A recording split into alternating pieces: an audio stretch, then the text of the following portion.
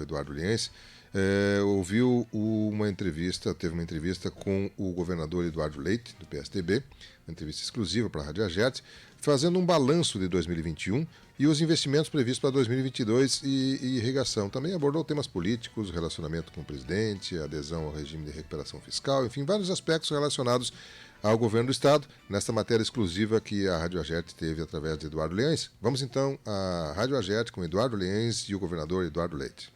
O governador Eduardo Leite concedeu entrevista exclusiva para a Rádio Agerte de final de ano. Leite falou de diversos temas, como os investimentos previstos para 2022, sucessão estadual, relacionamento com o presidente Jair Bolsonaro e a adesão ao regime de recuperação fiscal. O governador fez um balanço de 2021, ano que teve ainda forte impacto da pandemia e excelente safra agrícola.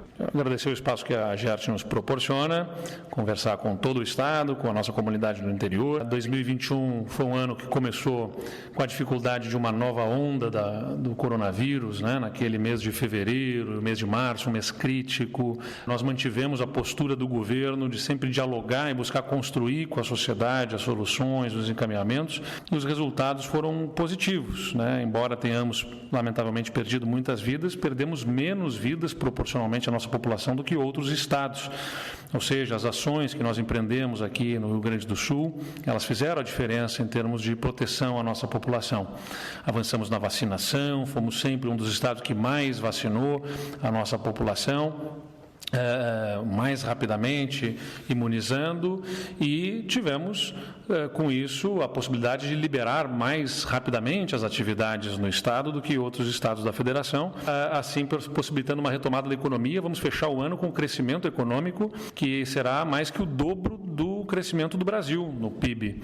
Tivemos uma boa safra, como você elencou, e temos boas notícias por parte do governo do estado numa retomada da capacidade de investimento. Vejam que lá em 2019, quando a gente entrou no governo, éramos um governo que sequer conseguia pagar o salário do servidor em dia, atrasava pagamentos a hospitais, tinha uma série de dificuldades, nenhuma capacidade de investimento.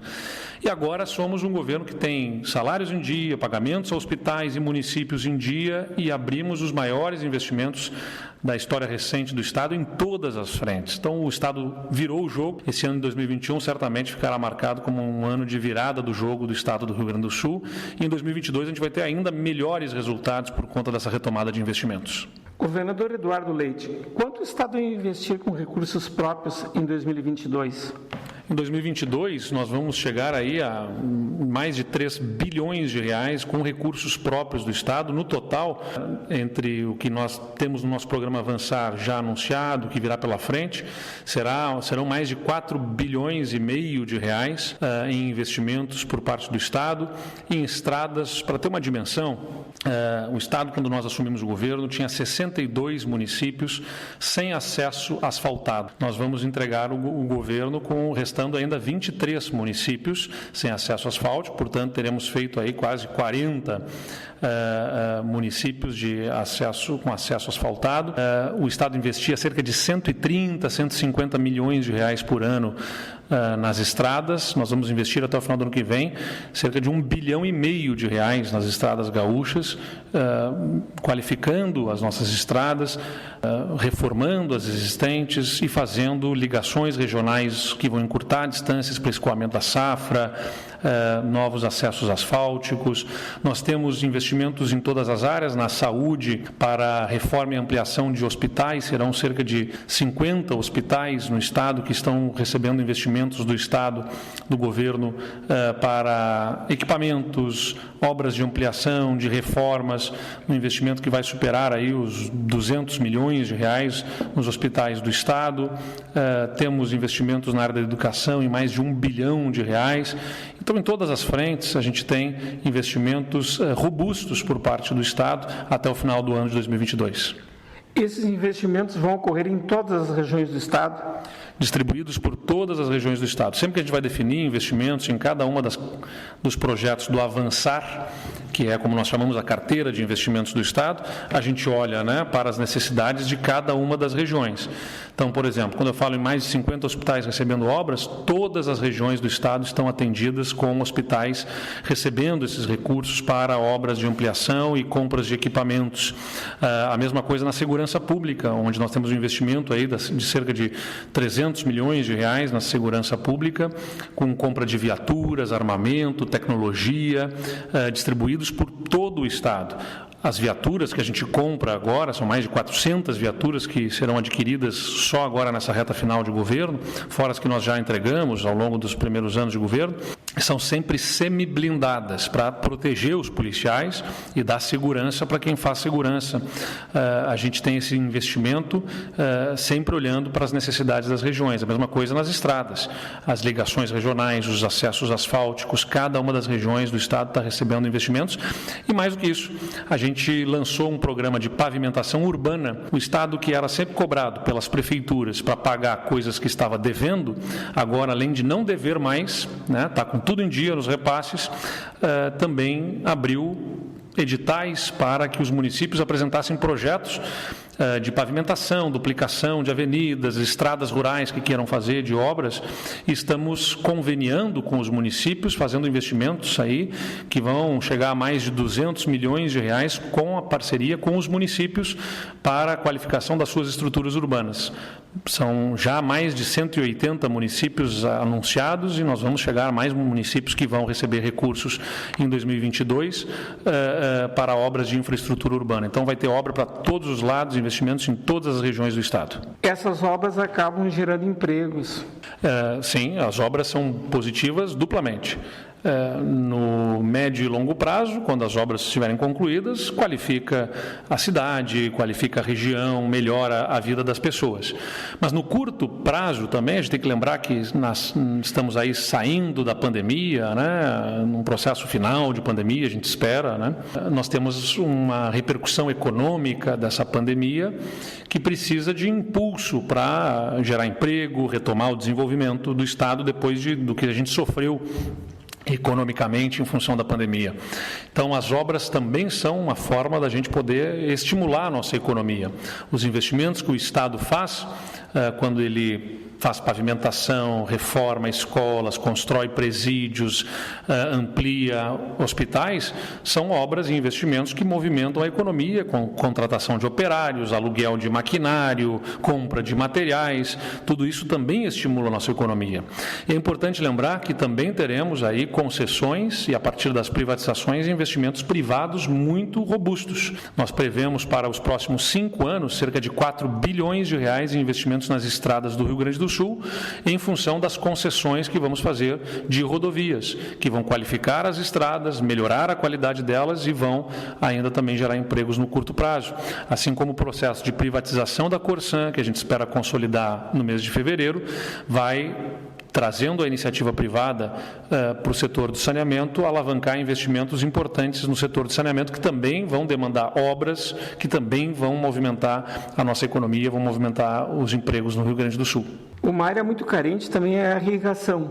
O senhor lançou um plano para incentivar a irrigação? Lançamos, no avançar da agricultura e da pecuária, um plano para a construção de açudes, perfuração de poços, maquinário que será também oferecido para as prefeituras, para a infraestrutura rural e subsídio para o crédito a ser tomado por agricultores, especialmente os pequenos, para a implantação de ferramentas, de instrumentos de irrigação nas suas propriedades. Então, a gente quer blindar o nosso agro das estiagens, né, que acontecem recorrentemente. A gente não pergunta se vai ter ou não estiagem, a questão é quando que ela vai acontecer.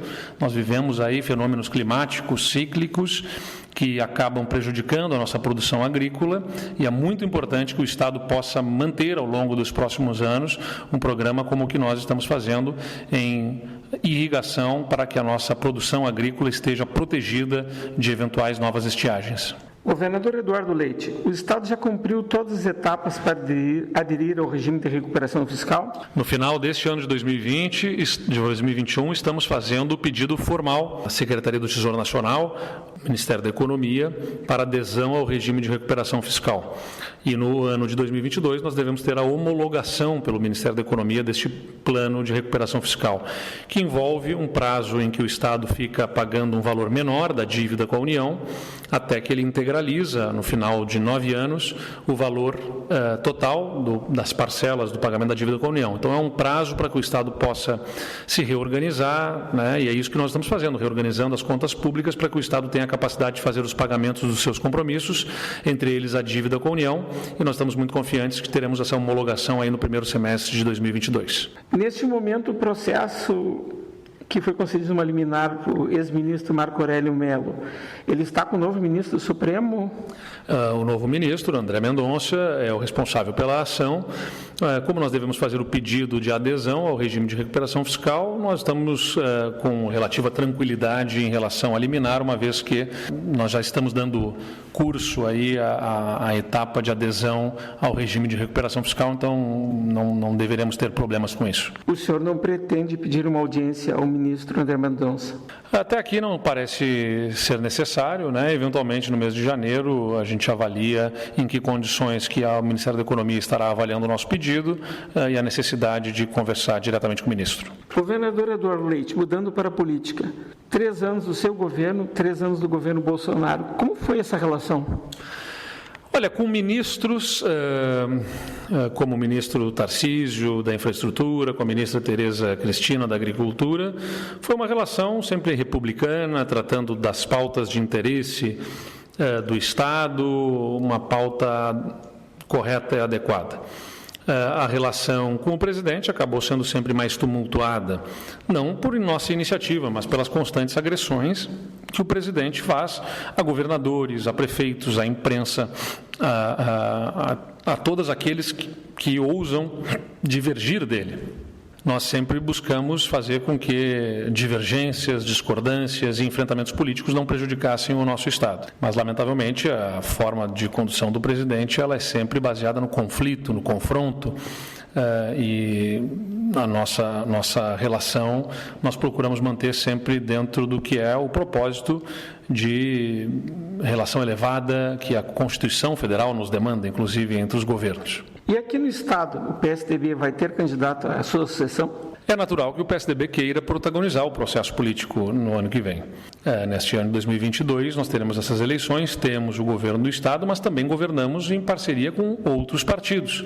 Temos uma base que tem partidos que tem toda a legitimidade de apresentar os seus nomes. Então, nós vamos conduzir esse processo ao longo dos primeiros meses de 2022, de forma a buscarmos aglutinar a nossa base de apoio o máximo que pudermos em torno de uma única candidatura, o que significa que o PSDB tem aspiração, que é legítima e vai trabalhar para ter a liderança do projeto, mas está aberto para discutir com os outros partidos, eventualmente, que a cabeça de chapa seja de outro partido, desde que o projeto tenha continuidade.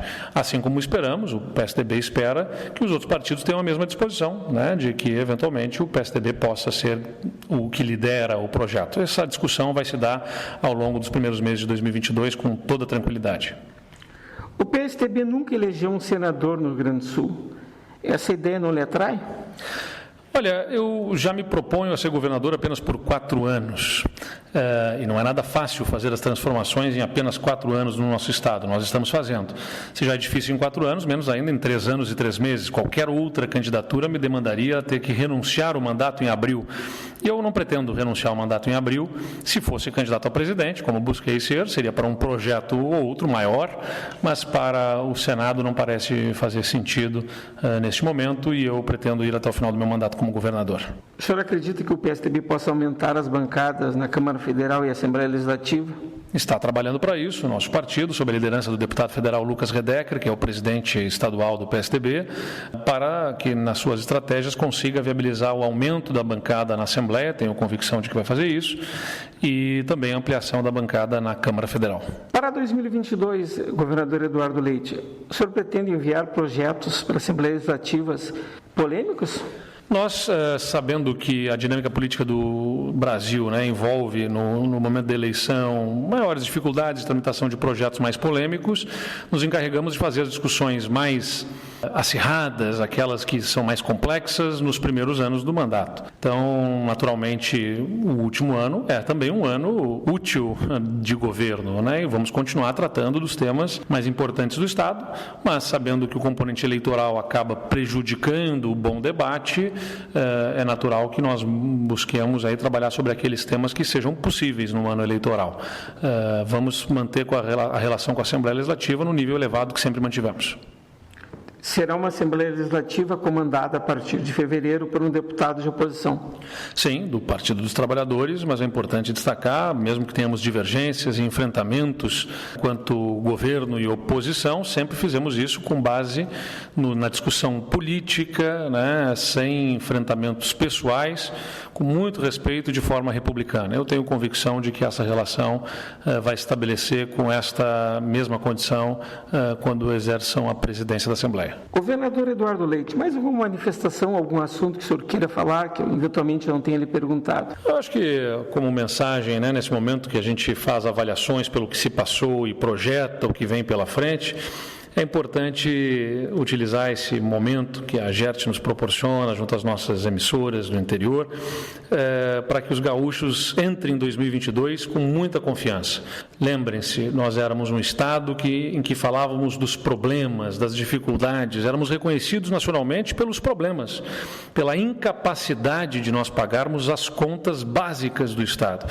E somos hoje um estado que é observado como exemplo pelas soluções, pelo que a gente resolveu dos nossos problemas. A vida é isso, é não nos resignarmos, é não nos conformarmos, é buscarmos fazer o melhor, é virar o jogo.